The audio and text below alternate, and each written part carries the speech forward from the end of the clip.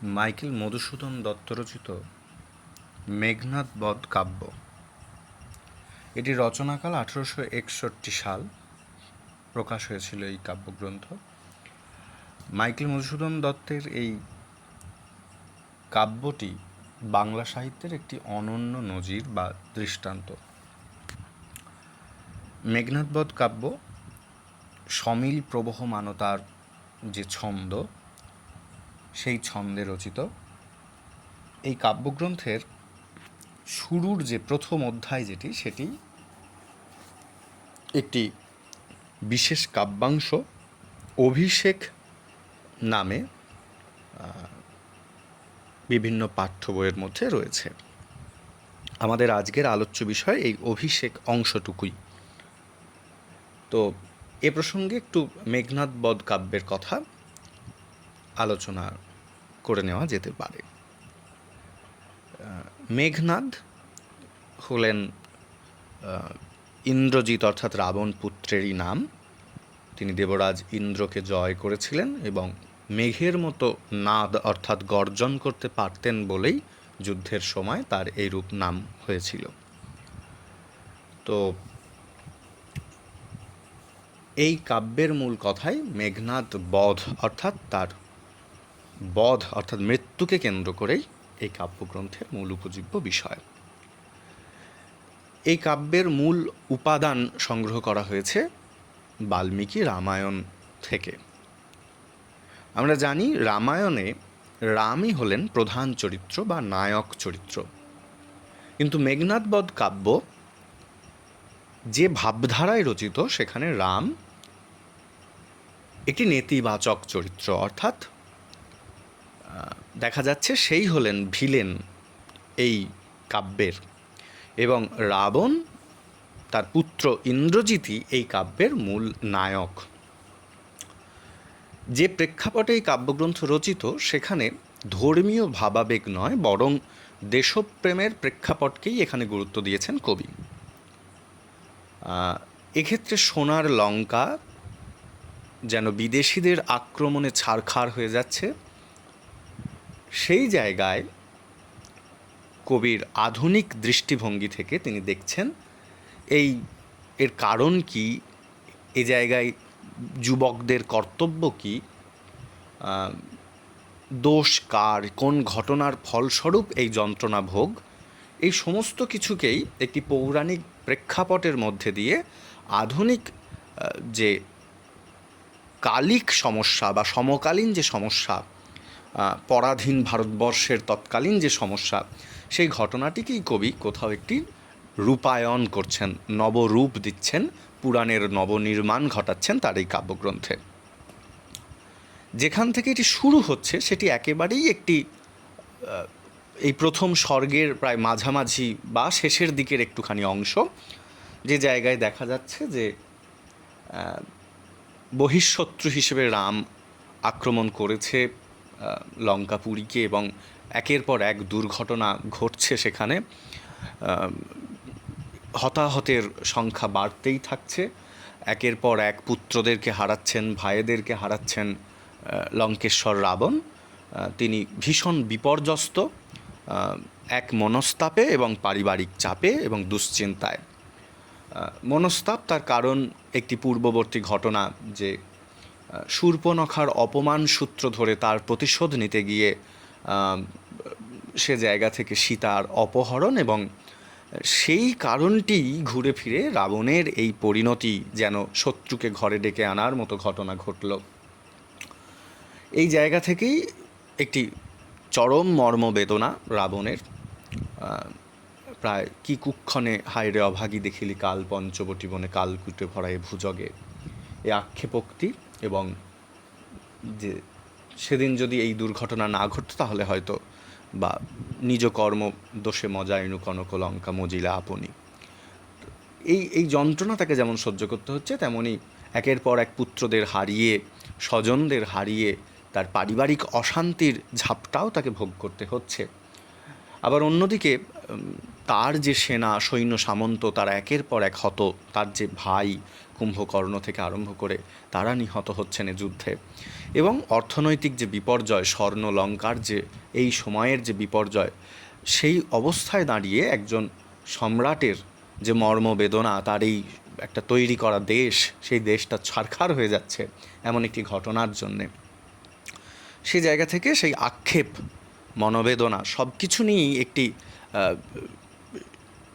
সুন্দর একটি রচনা, নবনির্মাণ এই গ্রন্থে হয়েছে। যেন একজন তার সেই দেশের সমস্ত দুর্ঘটনার কারণ হিসেবে রাবণ মর্মযন্ত্রণায় ভুগছেন, এবং তার যে বীর পুত্ররা, বীর ভাইয়েরা, তারা সবাই মিলে প্রাণপণ চেষ্টা করলেও দেখা যাচ্ছে যে ঘরশত্রু বিভীষণ রয়েছেন, বা তাদের কিছু নিজেদের আত্মগত ত্রুটি, যেমন রাবণ বারবারই সে মর্মবেদনা যন্ত্রণা ভোগ করছেন যে তারই হয়তো সেই ত্রুটির জন্যেই, তারই সেই প্রতিশোধ স্পৃহা, যেখান থেকে সীতাকে তিনি অপহরণ করলেন, সে কারণেই তার এই আক্রমণ, বিদেশি শত্রুদের আক্রমণ, এই সমস্তগুলোই এখানকার বিচার্য বিষয়। এবং এগুলো তো মনোসামাজিক যে বিশ্লেষণের জায়গা সেটি। এখন আমার আলোচ্য আজকের বিষয় হচ্ছে যতটুকু অংশ ওখানে পাঠ্য হিসেবে রয়েছে সেই অংশটুকুর আলোচনা। এই জায়গার সূত্র হিসেবে দেখা যেতে পারে যে স্বর্ণলঙ্কার যিনি কুলদেবী, কুললক্ষ্মী, তিনি দূত মারফত সমস্ত খবর সংগ্রহ করেছেন। তিনিও বিপর্যস্ত, তিনিও আর এখানে থাকতে পারবেন না, তিনিও ভীষণ যন্ত্রণাক্লিষ্ট। তার খেদোক্তি এরকম যে মুরলা দূতির কাছ থেকে যখন তিনি খবর পান তখন তিনি বলেন যে বীরবাহু হয়তো যে মারা গেছে এ খবর হয়তো যুবরাজ জানে না। ইন্দ্রজিৎ এখানে যুবরাজ, সেই যুবরাজের কথা বলছে, যুবরাজ হয়তো জানেন না। তো তুমি এখন বারুণীর কাছে চলে যাও, ফেরত যাও, আমিও কিছুদিনের মধ্যেই এখান ছেড়ে চলে যাব, আমি আর এখানে থাকতে পারবো না। কহিও তারে কনকপুরী ত্যাজিয়া বৈকুণ্ঠ ধামে তরা যাব আমি খুব শীঘ্রই বৈকুণ্ঠ ধামে ফেরত যাব। নিজ দোষে মজে রাজা লঙ্কা অধিপতি, লঙ্কেশ্বর বা লঙ্কার অধিপতি রাবণ তিনি নিজের দোষেই আজ এই ফল ভোগ করছেন। হায় বরিশার কালে বিমল সলিলা সরসী সমলা যথা কর্দম উদ্গমে পাপে পূর্ণ স্বর্ণলঙ্কা। যেরকমভাবে বলছে যে বর্ষার সময় কি হয়, যে সরোবর সুন্দর স্বচ্ছ সলিল থাকে, সেই সরোবরে কি হয়, কাদায় একদম কর্দমক্ত হয়ে আবিল হয়ে থাকে। তো স্বর্ণলঙ্কারও আজ সেই দশা হয়েছে, সে নিজের পাপেই আজ পঙ্কিল, নিজের কারণেই আজ তার অবস্থা এরকম। তো আমি থাকতে পারবো না, তো এখন আমার যেটুকু করবার আছে আমি সেটুকু করতে যাই, মানে এই বসে বসে তো আর দেখতে পারি না। অতএব আমি যাই, যে খবর দিই তাকে, তিনি হয়তো এই মুহূর্তে একটু আনন্দ করতে গেছেন বন্ধুদের সঙ্গে। তিনি মনে করেছেন যে এই সাময়িক যুদ্ধ জয়ের পরই হয়তো শত্রুরা পলায়ন করেছে, তাই হয়তো তিনি বন্ধু বান্ধবদের সংসর্গে একটু আনন্দ প্রমোদ করতে গেছেন। তিনি না জেনেই গেছেন যে তার বা বর্তমান পরিস্থিতিটা সম্পর্কে তিনি একেবারেই হয়তো অবগত নয়। অবগত থাকলে এরকমভাবে ইন্দ্রজিৎ চলে যেতে পারতো না। অতএব এই শেষ ভরসাটুকু রক্ষা করতে, সেই খবরটুকু তার কাছে পৌঁছে দেওয়ার জন্যে তিনিই যাচ্ছেন তার কাছে ছদ্মবেশ ধরে। কারণ সরাসরি তো আর স্বয়ং দেবী যেতে পারেন না, তো সে জায়গা থেকে দেবীর যে ঐশী রূপ, ওজস্বী রূপ, সে জায়গা থেকে তিনি এই যে লঙ্কার যে মর্মবেদনাকে তিনি নিজের মধ্যে উপলব্ধি করে তাকে যদি শেষ রক্ষা করা যায়, তাই তিনি যুবরাজের কাছে খবর পৌঁছতে যাচ্ছেন। এবং সেখান থেকেই এই ঘটনা শুরু, যেখানে বলছে ওই মেঘনাদ ধাত্রী নামে প্রভাসা রাক্ষসী, তার রূপ ধরি রমা মাধব রমণী দিলা দেখা মুষ্টে যষ্টি বিশদ বসনা। তাহলে কেমন রূপে তিনি গেলেন, এটা মেঘনাদ বধ কাব্যে রয়েছে, যেটি ওই পাঠ্যের মধ্যে নেই। বলছে তার রূপ ধরলেন কীরকম না, মেঘনাদের ধাত্রীর ছদ্মবেশ ধরলেন, প্রভাসা রাক্ষসীর ছদ্মবেশ তিনি ধারণ করলেন, যাকে জন্মের পর মেঘনাদকে যিনি মানুষ করেছিলেন সেই প্রভাসা রাক্ষসী, তার ছদ্মবেশ ধারণ করে তিনি গেলেন সেখানে। সেই কথাই এবার বলছে যে একেবারেই বুড়ির মতো মুষ্টে যষ্টি মানে হাতে লাঠি, বিশদ বসনা একেবারেই সেই আলুথালু বেশ, সেই কাপড় চোপড়, সেই রকমভাবেই তার রূপ ধরে তিনি গেলেন। এই যাবার পরের সময় থেকেই এখন ঘটনা হচ্ছে যে যখন সন্তানরা বড় হয়, তারা যখন উপযুক্ত হয়, তাদের সেই বন্ধুবান্ধব সংসর্গে যখন থাকে, সেই স্থানে অভিভাবকেরা যান না। কারণ সেখানে গেলে তাদের যে সম্ভ্রম, তাদের যে শ্রদ্ধাস্পদ সম্পর্ক, সেটি নষ্ট হয়ে যায়। তো এমন স্থানে এই মাতৃস্থানীয় একজনকে দেখে প্রথমেই যে ঘটনাটি ঘটে সেটি একটু বিস্ময়। যে কেন, মানে এরকম স্থানে তো মা বা শ্রদ্ধাস্পদ ব্যক্তির আসার কথা নয়, তাহলে উনি এসেছেন, তার মানে কি কোনো এমন কোনো পরিস্থিতি তৈরি হয়েছে যার জন্য তাকে আসতে হয়েছে? তো এইখান থেকে এবার আমাদের কবিতাটি শুরু বা কাব্যাংশটি শুরু। কনক আসন ত্যাজি বীরেন্দ্র কেশরী ইন্দ্রজিৎ সোনার যে সিংহাসনে বসেছিলেন সেই সিংহাসন ত্যাগ করে, কনক আসন ত্যাগ করে বীরেন্দ্র কেশরী, মানে যিনি বীর শ্রেষ্ঠ সিংহের মতো, তিনি সেই ইন্দ্রজিৎ, বীরেন্দ্র কেশরী ইন্দ্রজিৎ প্রণমিয়া ধাত্রীর চরণে কহিলা। ধাত্রীরূপী ছদ্মবেশী যিনি গেছেন প্রভাষা রূপ ধরে, তো তাকে সে প্রভাষাই দেখছে, লক্ষ্মী নয়। তাই ধাত্রীর চরণে সে প্রণাম করে বললে, কি হেতু মা তো গতিতব আজিয়ে ভবনে? কি কারণ? হেতু অর্থাৎ কারণ। কি কারণ মা তো গতিতব আজিয়ে ভবনে? তুমি হঠাৎ এখানে এসে হাজির হয়েছ, এই গৃহে এসে হাজির হয়েছ, এই ভবনে এসে হাজির হয়েছ। কহ দাসে লঙ্কার কুশল? তুমি তোমার এই দাসকে, অধমকে, তোমার এই সন্তানকে লঙ্কার খবর দাও, কুশল এক্ষেত্রে সংবাদ, তুমি সে সংবাদ দাও। শিরচুম্বী ছদ্মবেশী অম্বুরাশি সুতা, তিনি তো আসলে অম্বুরাশি সুতা অর্থাৎ লক্ষ্মী, তিনি ছদ্মবেশে গেছেন। তো কবি এখানে সেই উপমাগুলিকে, তার সেই উপমা নয় বিশেষণগুলিকে ব্যবহার করছেন। ছদ্মবেশী অম্বুরাশি সুতা অর্থাৎ এখানে সমুদ্রের কন্যা, অম্বুরাশি সমুদ্র, সমুদ্রের কন্যা অর্থাৎ লক্ষ্মী। তিনি শিরচুম্বী, সন্তান পাদস্পর্শ করলে পিতামাতা অভিভাবকেরা তাদের মস্তক স্পর্শ করে চুম্বন করে, এখানে সেই শিরচুম্বী ছদ্মবেশী অম্বুরাশি সীতায় উত্তর দিলেন, হায় পুত্র কি আর কহিব কনক লঙ্কার দশা। হায়, খুব দুঃখের সঙ্গে তিনি জানাচ্ছেন, পুত্র কি আর বলবো তোমায় আমাদের সোনার লঙ্কার অবস্থা। ঘোরতর রণে হতপ্রিয় ভাই তব বীরবাহু বলি, তোমার ভাই বীরবাহু প্রচণ্ড যুদ্ধে মারা গেছে। তার শোকে মহাশোকী রাক্ষসাধিপতি, সে মারা যাওয়ায় রাক্ষস অধিপতি অর্থাৎ রাবণ মহাশোকে মুহ্যমান, মহাশোকী অর্থাৎ এখানে তিনি শোকে আকুল, তিনি মহাশোকী। সসৈন্যে সাজেন আজি যুঝিতে আপনি, নিজেই সৈন্যদল সাজাচ্ছেন সেই পুত্র হত্যার প্রতিশোধ নেবার জন্যে, সেই তাকে যুদ্ধ দিয়ে তার প্রতিশোধ করতে, যুদ্ধ দিয়ে তাকে বোঝাতে, ঠেকিয়ে দিতে, যুঝতে আপনি নিজেই সেই চেষ্টা করতে যাচ্ছেন। জিজ্ঞাসিলা মহাবাহু বিস্ময় মানিয়া, ইন্দ্রজিৎ মহাবাহু, তাকে মহাবাহু বলে সম্বোধন করছে, তো তিনি অবাক হয়ে জিজ্ঞাসা করছেন, অবাক হয়ে গেছেন। কি কহিলা ভগবতী? হে দেবী, তুমি এ কী বলছো? ভগবতী দেবী, মানে মাতৃস্থানীয়, তাকে দেবী বলে সম্বোধন, ভগবতী রূপে সম্বোধন করা হচ্ছে। তুমি এ কী বলছো?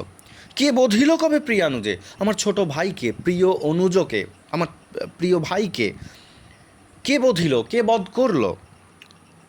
নিশারণে সংহারিনু আমি রঘুবরে, নিশারণে অন্ধকারের যুদ্ধে আমি হত্যা করেছিলাম, সংহার করেছিলাম রঘুবরে অর্থাৎ রামকে। খণ্ড খণ্ড করিয়া কাটিনু বরশি প্রচণ্ড স্বর বৈরী দলে, শত্রু দলকে, বৈরী দল অর্থাৎ শত্রু দলকে প্রচণ্ড রকম স্বর বর্ষণ করে, বাণ বর্ষণ করে, প্রচণ্ড তীর নিক্ষেপ করে, যেমন বৃষ্টির সময় জলরাশি পরে সেরকমভাবে আমার স্বর নিক্ষেপ করে, স্বর বর্ষণ করে আমি তো আমার শত্রু দলকে একদম খণ্ড খণ্ড করে কেটে দিয়েছিলাম। তবে এ বারতা, এ অদ্ভুত বারতা, তবে এই খবর, এই অদ্ভুত খবর জননী কোথা পাইলে তুমি, শীঘ্র কহ দাসে। দেখো, জননী বানান দীর্ঘী হয়, কিন্তু যেহেতু সম্বোধন করা হচ্ছে তাই এখানে হস্যি। এ বারতা, এ অদ্ভুত বারতা জননী কোথায় পাইলে তুমি, শীঘ্র কহ দাসে, মানে তুমি এই খবর কোথা থেকে পেয়েছো, মানে তুমি ঠিক জায়গা থেকে শুনেছো তো, মানে বিশ্বাস করতে পারছে না, তাই সে বলছে তুমি এই খবর ঠিক জায়গা থেকে পেয়েছো তো, তুমি এই অধমকে, তোমার দাসকে বলো তুমি তাড়াতাড়ি। রত্নাকর রত্নোত্তমা ইন্দিরা সুন্দরী উত্তরিলা, তাহলে এখানে লক্ষ্মীকে কী কী বিশেষণে সম্বোধন করছেন কবি? বলছেন রত্নাকর রত্নোত্তমা, অর্থাৎ রত্নাকর সমুদ্র, তার রত্ন উত্তমা অর্থাৎ শ্রেষ্ঠ রত্নতুল্য, ইন্দিরা সুন্দরী লক্ষ্মীর আরেক নাম, সে উত্তর দিলেন। হায় পুত্র মায়াবী মানব সীতাপতি। ওই সীতাপতি রাম ও মায়াবী মানব, ও জাদু জানে, মায়া জানে, মায়াবী মানব। তব স্বরে মরিয়া বাঁচিল, তোমার স্বরের আঘাত পেয়েও সে মরে ফের বেঁচে উঠেছে। যাও তুমি তরা করি, তুমি খুব শীঘ্র যাও, তাড়াতাড়ি যাও, তরা তাড়াতাড়ি যাও তুমি তরা করি। রক্ষ রক্ষকুল মান, রক্ষ রক্ষকুল মান। তাহলে রক্ষ রক্ষা করো, রক্ষকুল রক্ষকুলমান, রাক্ষস কুলের মান, রাক্ষস বংশের সম্মান তুমি রক্ষা করো। এ কাল ও সমরে রক্ষ চূড়ামণি। এই যে ভয়ানক যুদ্ধ এসে উপস্থিত হয়েছে, যে যুদ্ধে প্রায় সব শেষ হয়ে যেতে পারে, কাল সমর, সমর কথার অর্থ যুদ্ধ, এই ভয়ানক যুদ্ধে তুমি তোমার এই বংশমর্যাদা কুলমান তুমি রক্ষা করো। তুমিই তো রাক্ষস বংশের চূড়ামণি, তুমি মাথার মণি স্বরূপ, তুমি যাও, তুমি যেয়ে তাকে রক্ষা করো। তো এই খবর শোনবার পর ইন্দ্রজিতের মনের মধ্যে যে সমস্ত অনুভূতিগুলো হচ্ছে তারই প্রতিফলন ঘটছে এর পরবর্তী তার লাইনগুলোর মধ্যে আমরা যখন দেখব। ছিঁড়িলা কুসুমদাম রোষে মহাবলী মেঘনাদ। তিনি ছিলেন বন্ধুদের মাঝখানে আনন্দ সভায়, সেখানে তার সাজসজ্জা ছিল ফুলের, সোনার হাড়ের, অর্থাৎ যেরকম আমরা কোনো আনন্দ উৎসবে সাজার যে সজ্জা সেটা এক রকমের সজ্জা থাকে, আবার কোনো যুদ্ধক্ষেত্রের সজ্জা সেটা নিশ্চয়ই এক রকমের নয়। তো এখানে সেই ফুলের আভরণ যে সজ্জায় সজ্জিত ছিল, প্রচণ্ড রাগে ছিঁড়িলা কুসুমদাম রোষে মহাবলী, প্রচণ্ড রাগে সেই মহাবলী মেঘনাদ সেই সমস্ত ছিঁড়ে ফেললেন ফুলের মালা টালা। ফেলাইয়া কনক বলয় দূরে, সোনার বালাগুলি, কনক সোনা, কনক বলয়গুলি হাতের বালাগুলি সেগুলোকে দূরে ছুঁড়ে দিলেন। পদতলে পড়ে শোভিল কুণ্ডল, তার যা কিছু কুণ্ডল অর্থাৎ গলার বুকের যে আভরণ, হাতের পাশের যে বাহুর যে কুণ্ডল, সেই সমস্ত কিছু একের পর এক গা থেকে খুলে সেগুলো সব ছুঁড়ে ফেলে দিলেন।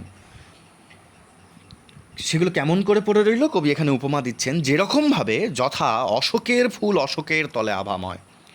চৈত্র বৈশাখ মাসে যেরকমভাবে অশোক গাছের তলায় অশোক ফুল ছড়িয়ে থাকে সুন্দরভাবে, একদম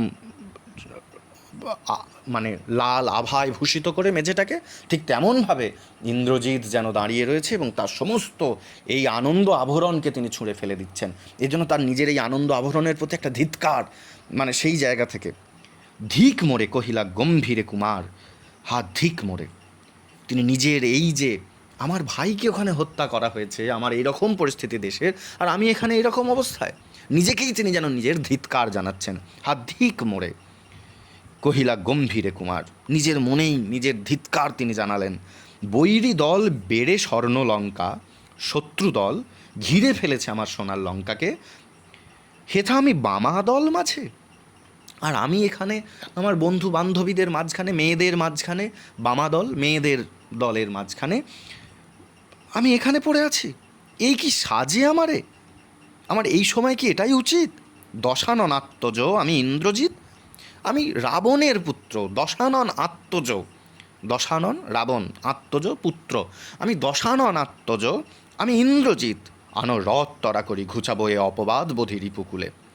আমি যদি এইখানে এরকম সময় বাবার এই দুর্দশায়, ভাইয়ের এই হত্যাকাণ্ডের সময় আমি যদি এই রকম অবস্থায় আমোদ প্রমোদে ব্যস্ত থাকি, ছি ছি ছি, এ তো অপবাদ, এই অপবাদ আমাকে এখনই ঘোচাতে হবে। তাহলে কি করে ঘোচাবো? বোধি রিপুকুলে, শত্রুদেরকে, রিপু শত্রু, রিপুকুল শত্রুদের দল বা বংশকে বধ করে আমি অপবাদ ঘোচাবো। সাজিলা রথীন্দ্রর শভ বীর আভরণে। রথীন্দ্রর শভ কথাটির অর্থ যিনি রথের সারথি, মানে অহংকারে মদমত্ত সারথি, ঠিক তেমন অবস্থায় সেজে বীর আভরণে অলঙ্কারে অলঙ্কৃত হয়ে যুদ্ধের সাজে সেজে তিনি সাজলেন। হৈমবতী সুত যথা নাসিতে তারকে মহা আসুর, মহা অসুর তারকাসুরকে হত্যা করবার জন্যে হৈমবতী সুতা অর্থাৎ দেবী দুর্গার পুত্র, সুত কথার অর্থ পুত্র, দেবী দুর্গার পুত্র যেরকমভাবে তারকা অসুরকে বধ করবার জন্য সেজেছিলেন, ঠিক যেন তেমনভাবে সাজলেন। অথবা বিরাট পুত্র সহ উদ্ধারিতে গোধন সাজিলা সুর ও সমীবৃক্ষ মূলে, ঠিক যেরকম বিরাট পুত্রদের সঙ্গে নিয়ে গোধন উদ্ধার করবার জন্যে সেজেছিল কে? কিরীটি অর্থাৎ অর্জুন, অর্জুন যেরকমভাবে সেজেছিল ঠিক তেমনভাবে তিনি সাজলেন। মেঘবর্ণ রথ চক্র বিজলির ছটা, রথের রং যেন মেঘের বর্ণের মতো ধূম্র বর্ণ, সেই রথের চাকা থেকে চাকার ঘর্ষণে যেন আগুন ছুটছে। চক্র বিজলির ছটা ধ্বজ ইন্দ্র চাপরূপী। ইন্দ্রের যে তোমার মানে ঠিক যেরকমভাবে ইন্দ্রচাপ অর্থাৎ রামধনু যেরকম ওঠে সেই রকমভাবে ধ্বজা, রথের ধ্বজা যেন থেকে আলো বিচ্ছুরিত হতে লাগলো। তুরঙ্গম বেগে আশুগতি, একদম ঘোড়া যেরকম তুরঙ্গমরা একদম ঝড়ের গতিতে আশুগতি দ্রুত গতিতে চলতে লাগলো। রথে চড়ে বীর ও চূড়ামণি বীর দর্পে হেনকালে প্রমীলা সুন্দরী ধরিপতি করযুগ। মানে তিনি যখন রথের মধ্যে চেপে এবার যুদ্ধের জন্য প্রস্তুতি নিয়ে যখন চলে যাচ্ছেন সেই সভা ছেড়ে, এই সময়ে হেনকালে ঠিক সেই সময় প্রমীলা সুন্দরী ধরিপতি করযুগ স্বামীর হাত দুটিকে ধরলেন। কবি এখানে বলছেন, হায় রে যেমতি হেমলতা আলিঙ্গয়ে তরু কুলেশ্বরে। স্বর্ণলতা হেমলতা ঠিক যেমন করে গাছেদেরকে, বৃক্ষশ্রেষ্ঠ বড় বড় গাছেদেরকে যেমন করে জড়িয়ে ধরে, ঠিক তেমন করে যেন এসে জড়িয়ে ধরলেন। কহিলা কাঁদিলা ধ্বনি, ধ্বনি কথার অর্থ মেয়ে, এখানে মেয়ে বলতে প্রমীলার কথা বলেছে। সে কেঁদে বলল, কি বলল? কোথা প্রাণসখে রাখিয়ে দাসীরে কহ চলিলা আপনি। তোমার এই প্রাণের সখা বান্ধবীকে এখানে রেখে, কোথায় রেখে, এই দাসীরে আপনার এখানে ফেলে রেখে আপনি কোথায় চললেন? তাহলে প্রমীলা যখন খবর পেয়ে এসেছেন যে ইন্দ্রজিৎ এই সভা ত্যাগ করে চলে যাচ্ছে, তখন দ্রুত এসে সেই রথে ধাবমানরত ইন্দ্রজিতের হাত ধরে বললেন যে তোমার এই প্রাণের সখীকে, তোমার এই বান্ধবীকে এখানে ফেলে রেখে তুমি কোথায় চলে যাচ্ছ? কেমনে ধরিবে প্রাণ তোমার বিরহে এ অভাগী। ও জানে না তো যে সে কেন চলে যাচ্ছে তাকে ছেড়ে। তো ও এখানে তার আক্ষেপ যে তুমি এই সভা ছেড়ে, যে আনন্দ উৎসবের সভা ছেড়ে তুমি যদি চলে যাও আমাকে ছেড়ে, আমি তাহলে কেমন করে বাঁচব? কারণ এখানে তার সঙ্গেই তো মিলিত হতে এসেছিল ইন্দ্রজিৎ, সেই সভায় তার সঙ্গে মিলিত না হয়ে সে চলে যাচ্ছে, তাই তার আক্ষেপ যে তুমি যদি চলে যাও আমাকে ছেড়ে তাহলে আমি কেমন করে বাঁচব তোমার বিরহে। হায় নাথ গহন কাননে ব্রততি বাঁধিলে সাধে করি পদ, যদি তারও রঙ্গরসে মন না দিয়া মাতঙ্গ যায় চলি, তবু তারে রাখে পদাশ্রয়ে যূথনাথ। তো বলছে যখন মদমত্ত হাতি হস্তে যখন চলে যায় বনজঙ্গলের মাঝখান দিয়ে, তার ইচ্ছায় চলে যায়, বনজঙ্গলে তার থাকতে ইচ্ছে করে না, সে যখন পেরিয়ে যায় তখন কি হয়? ব্রততী অর্থাৎ লতা তাকে জড়িয়ে ধরতে চায়। তো তখন কি হয়? তার ইচ্ছা না থাকলেও সে কি করে? ব্রততী অর্থাৎ সেই লতা পাতাকে সে তার পায়ে জড়িয়ে নিয়ে চলে যায়, ছিঁড়ে নিয়ে চলে যায়। তো বলছে তাহলে করিপদ, যদি তার রঙ্গরসে মন না দিয়া মাতঙ্গ যায় চলি, তাহলে ব্রততীর ইচ্ছাকে বা বনের ইচ্ছাকে তো আর মাতঙ্গী হাতি গুরুত্ব দেয় না, সে নিজের ইচ্ছায় চলে যায়, তবু তারে রাখে পদাশ্রয়ে যূথনাথ। হে বীর, তবু তো তাকে পায়ের আশ্রয় থেকে তাকে ফেলে না, তার পায়ে সে জড়িয়ে থাকে, পায়ে আশ্রয় পায় সে। তবে কেন তুমি গুণনিধি ত্যাজ কিঙ্করী রে আজি। তাহলে তুমি হে গুণশ্রেষ্ঠ গুণধর, তুমি তাহলে তোমার এ দাসীকে কেন ছেড়ে চলে যাচ্ছ? তোমার যদি আমার প্রতি মিলিত হবার ইচ্ছা নাও থাকে, তবু তুমি তাকে চরণে আশ্রয় দাও। হাসি উত্তরিলা মেঘনাদ এ কথার উত্তরে তাকে হেসে উত্তর দিল, ইন্দ্র জিতে জিতে তুমি সতী বেঁধেছ যে দৃঢ় বাঁধে, কে পারে খুলিতে সে বাঁধে। তুমি ইন্দ্রজিৎকে জয় করেছ, যে দৃঢ় বন্ধনে তুমি আমায় বেঁধেছ, কেউ তা কি খুলতে পারবে? অর্থাৎ এই কাকুবক্রোক্তির মধ্যে দিয়ে কি বলতে চেয়েছে? অর্থাৎ কেউ পারবে না। তরায় আমি আসিব ফিরিয়া কল্যাণী, আমি খুব শীঘ্রই ফিরে আসব। সমরে না আসি তোমার কল্যাণে রাঘবে, তোমার ভালোবাসার জোরেই আমি ওই যুদ্ধে রাঘবকে নাশ করে হত্যা করে আমি ফিরে আসব। বিদায় এবে দেহ বিধুমুখী, ওহে চাঁদ বদন বিধুমুখী, আমাকে এখন বিদায় দাও। উঠিল পবন পথে ঘোরতর রবে রথবর, তার কাছ থেকে বিদায় নিয়ে হাওয়ার গতিতে হাওয়ায় যেন ভেসে রথ চলল। তো বলছে উঠিল পবন পথে, যেন হাওয়ায় উড়ে চললো, পবন পথে, রাস্তা দিয়ে যাচ্ছে না, যেন এতটাই তার গতি যেন হাওয়ায় চলছে। ঘোরতর রবে রথবর, হৈম পাখা বিস্তারিয়া উড়িয়া, হৈম পাখা বিস্তারিয়া যেন উড়িয়া মৈনাক শৈল অম্বর উজ্জ্বলি। ঠিক যেরকমভাবে পুরাণ কথা অনুযায়ী হিমালয় পুত্র মৈনাকের যেরকম একবার ডানা গজিয়েছিল, সে যেমন আকাশ জুড়ে উড়তে গিয়েছিল, ঠিক সেই রকমভাবে যেন রথ উড়ে গেল, সোনার পাখা বিস্তার করে উড়িল মৈনাক শৈল, যেন মৈনাক পর্বত উঠল, একবারে অম্বর উজ্জ্বলি, যেন আকাশ উজ্জ্বল করে। সিঞ্জনী আকর্ষী রোষে টঙ্কারিলা ধনু বীরেন্দ্র, সিঞ্জনী আকর্ষী রোষে ধনুকের ছিলাকে আকর্ষণ করে যে টঙ্কার ধ্বনি, সেই টঙ্কার ধ্বনি দিলেন বীরেন্দ্র। পক্ষীন্দ্র যথা না দে মেঘ মাঝে ভৈরবে, ঠিক যেরকম করে বাজ পাখি, পক্ষীন্দ্র মানে পাখিদের মধ্যে যিনি শ্রেষ্ঠ, মানে এখানে গরুড় পাখি যেরকমভাবে এখানে পক্ষী শ্রেষ্ঠ বলতে এখানে পক্ষীন্দ্র গরুড় পাখির কথা বলা হচ্ছে, যে সে যেরকমভাবে মেঘেদের মাঝখানে যে হুঙ্কার ছাড়ে, ঠিক সেই রকমভাবে কাঁপিল লঙ্কা কাঁপিলা জলধি, সেই আওয়াজে, সেই টঙ্কারের আওয়াজে লঙ্কা কেঁপে উঠল, সমুদ্র কেঁপে উঠল, জলধি মানে সমুদ্র। তাহলে এই পর্যন্ত আমরা দুটো দৃশ্য দেখতে পেলাম। এক, যেখানে মদমত্ত অবস্থায় বান্ধবীদের সঙ্গে ছিলেন সিংহাসনে আরোহণ করে মহন বেশে ইন্দ্রজিৎ, সেখানে ধাত্রীর ছদ্মবেশ ধরে লক্ষ্মী যে তাকে খবর দিল, খবর পাওয়া মাত্র সে সমস্ত নিজের আত্মধিক্কার জানিয়ে সাজসজ্জা পরিত্যাগ করে তিনি ছুটে চলে যাওয়ার জন্য তৈরি হলেন রথ টথ নিয়ে। এমন সময় প্রমীলা এসে তাকে বাধা দেওয়ার চেষ্টা করলো এবং প্রমীলাকে বুঝিয়ে তিনি যে শত্রু নিধনে যাচ্ছেন সে কথা তাকে জানিয়ে তিনি রথ সাজিয়ে চলে যাচ্ছেন। এবং এই যে রথসজ্জার বর্ণনার পরই এবার আমরা দেখতে পাচ্ছি অন্য আরেকটি দৃশ্য। এটা দেখতে পাচ্ছি রাজধানীতে রাবণের দৃশ্য। সেখানে কি ঘটছে? সাজিছে রাবণ রাজা বীর মদে মাতি, পুত্রদের হারিয়েছেন তিনি। ছোট পুত্র ইন্দ্র, মানে এই যে তার যে যুবরাজ ইন্দ্রজিৎ, সে এতক্ষণ ছিল না তার কাছে, নিজেই তিনি সাজসজ্জা করছিলেন যুদ্ধ সাজাবেন বলে, সে খবরই দিয়েছেন ধাত্রীর ছদ্মবেশে। সে খবর পাওয়া মাত্রই তো তিনি যাচ্ছেন এই অপবাদ ঘোচাবার জন্য ইন্দ্রজিৎ। তো বলছে সাজিছে রাবণ রাজা বীর মদে মাতি, তিনি একদম বীরত্বের সঙ্গে মেতে তিনি সাজছেন। বাজিছে রণবাজনা, যুদ্ধের বাজনা বাজছে, গরজিছে গজ, হাতিরা গর্জন করছে, রেশে অশ্ব, হুঙ্কারিছে পদাতিক, রথি উড়িছে কৌশিক ধ্বজ। তাহলে ঘোড়ারা চিৎকার করছে, হুঙ্কার ছাড়ছে পদাতিকরা, রথিরা, পদাতিক বলতে যারা পায়ে হেঁটে যুদ্ধে অংশগ্রহণ করে তাদের পদাতিক সৈন্য বলে, রথে চেপে যারা যুদ্ধে অংশগ্রহণ করে তাদেরকে রথি বলে। সবাই একদম হুঙ্কার ছাড়ছে, যুদ্ধের জন্য তারা প্রস্তুত।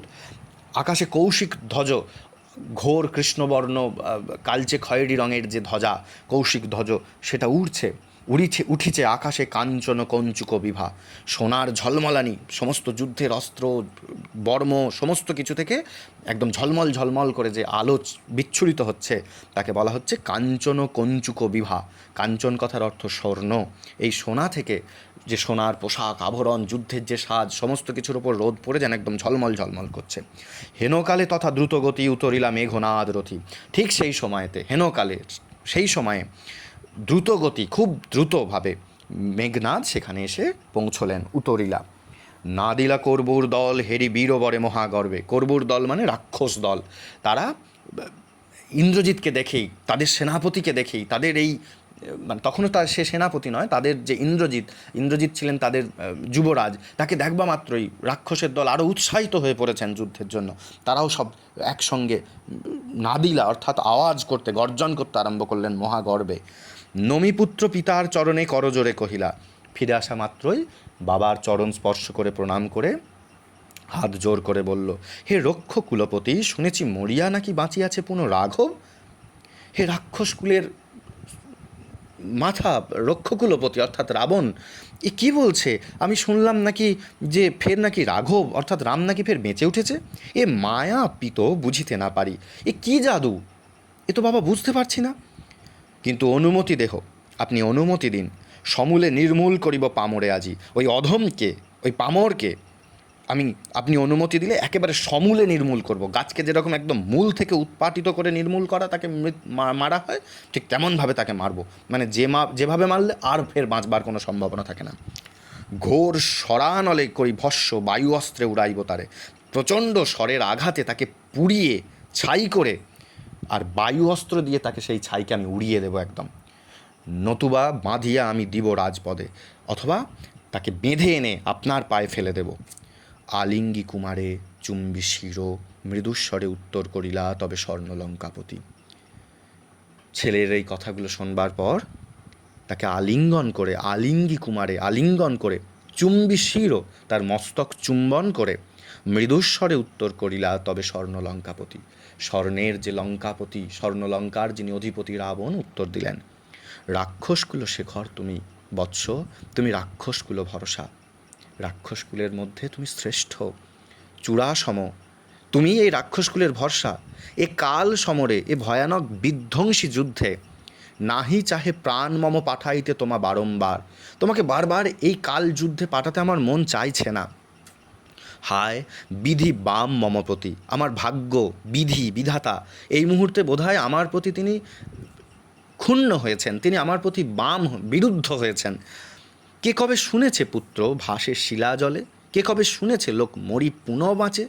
কেউ কি কোনো দিন শুনেছে বাবা যে বাছা যে এরকমভাবে পাথর কোনো দিন জলে ভাসে, না লোক মরে যে ফের বেঁচে ওঠে, এ কথা কি কেউ শুনেছে? উত্তরিলা বীর দর্পে অসুর আরি রিপু। একথা শোনবার পর বীর দর্পে, যেন একদম যুদ্ধের প্রস্তুতি নিয়েই যে এসেছিল, সেই দর্পেই অহংকারেই অসুর আরি রিপু, অসুরের অরি অর্থাৎ শত্রু, তার রিপু তার শত্রু, অর্থাৎ অসুরের যে শত্রু, অসুরের শত্রুকে রাম বা রাঘবেরা তাদের শত্রু, তাহলে কে? ইন্দ্রজিৎ, অর্থাৎ অসুরের শত্রুর যে শত্রু তিনি উত্তর দিলেন, কি ছাড় সে নর, ওই মানুষ, সে কে? তারে ডরাও আপনি, আপনি তাকে ভয় খান? রাজেন্দ্র, হে রাজের শ্রেষ্ঠ, থাকিতে দাস, যদি যাও রণে তুমি এ কলঙ্কপিত ঘুষিবে জগতে। আপনার এই অধম দাস থাকতে, আপনার এই পুত্র থাকতে যদি আপনি নিজে যুদ্ধে যান, এ তো কলঙ্ক। মানে উপযুক্ত ছেলের থাকাকালীন যদি বুড়ো বাবাকে যুদ্ধ করতে যেতে হয়, এ তো কলঙ্কের কথা। এ কলঙ্ক তো গোটা পৃথিবীময় ছড়িয়ে পড়বে, এ তো গোটা পৃথিবীতে ঘুষিবে জগতে। হাসিবে মেঘবাহন রুষিবেন দেব অগ্নি। মেঘবাহন ইন্দ্র, যাকে আমি একবার পগার পার করেছিলাম, মানে মেরে এসেছিলাম, তিনি আমার আজকে এই পরিস্থিতি থেকে হাসবেন, আমাকে উপহাস করবে। অগ্নিদেব, তিনি আমার ওপর রেগে যাবেন, তিনি আমাকে আশীর্বাদ করেছেন, তার বাণে আমি আজ ক্ষমতাবান। 2 বার আমি হারানু রাঘবে, এর আগে 2 বার আমি তাকে যুদ্ধে হারিয়ে এসেছি, আর 1 বার পিত দেহ আজ্ঞা মোরে। আপনি আর 1 বার আমাকে অনুমতি দিন, আদেশ করুন, দেখিব এবার বীর বাঁচে কি ঔষধে। একেবারে একটি প্রবাদের মতো পরিণত হয়েছে, মানে এবার আমাকে একবার সুযোগ দিন, এর পরে দেখবো সে আর কীভাবে বাঁচে, কোন ওষুধ আছে পৃথিবীতে যে তাকে বাঁচায়। কহিলা রাক্ষসপতি কুম্ভকর্ণ বলি ভাই মম। রাক্ষসদের পতি রাবণ উত্তর দিলেন, কুম্ভকর্ণ বলি ভাই মম, কুম্ভকর্ণ বলি এরা আমার ভাই, তাই আমি জাগানু অকালে ভয়ে। তাদের তো এই সময় জাগবার কথা ছিল না, আমি তাদেরকে এই বিপদে পড়ে জাগিয়ে তুলেছিলাম। হায় দেহ তার, দেখো সিন্ধু তীরে ভূপতিত, দেখো এই অবস্থায় কি হয়েছে তাদের, সমুদ্রের পাড়ে তাদের দেহ পড়ে রয়েছে মাটিতে। গিরিশৃঙ্গ কিংবা তরু যথা বজ্রাঘাতে, ভয়ঙ্কর বজ্রাঘাতের ফলে যেরকমভাবে বজ্রাহত হয়ে কোনো পর্বত বা কোনো বৃক্ষ যেরকম একদম নিস্তেজ নিষ্প্রাণ হয়ে পড়ে থাকে, আজকে দেখো তার শরীর সেই রকম অবস্থায় সমুদ্রের তীরে পড়ে আছে। তবে যদি একান্ত সমরে ইচ্ছা তব, মানে এর পরেও যদি তোমার যুদ্ধকেই তোমার মনে হয় যে এটাই কাজ, এটাই করবে তুমি, এটাতেই যদি তোমার ইচ্ছা থাকে, বৎস আগে পুজো ইষ্ট দেবে। তুমি আগে আমাদের যে ইষ্ট দেবতা, যিনি আমাদের পারিবারিক মঙ্গলময় দেবতা, যিনি আমাদের অধিষ্ঠাতা দেবতা, তুমি আগে তাকে পুজো দাও। তোমরা জানো যে রাবণের আরাধ্য দেবতা ছিলেন, ইষ্টদেব ছিলেন শিব, তারা নিকুম্ভিলা যজ্ঞাগারে তার পুজো করতেন। তো তোমরা আগে যাও সেই ইষ্টদেবের পুজো দাও, নিকুম্ভিলা যজ্ঞ সাঙ্গ করো বীরমণি, তুমি নিকুম্ভিলা যজ্ঞাগারে যেয়ে তার যজ্ঞ সমাপন করো। সেনাপতি পদে আমি বরিনু তোমারে, তোমাকে আমি আগামী যুদ্ধের জন্য সেনাপতি পদে বরণ করে নিলাম।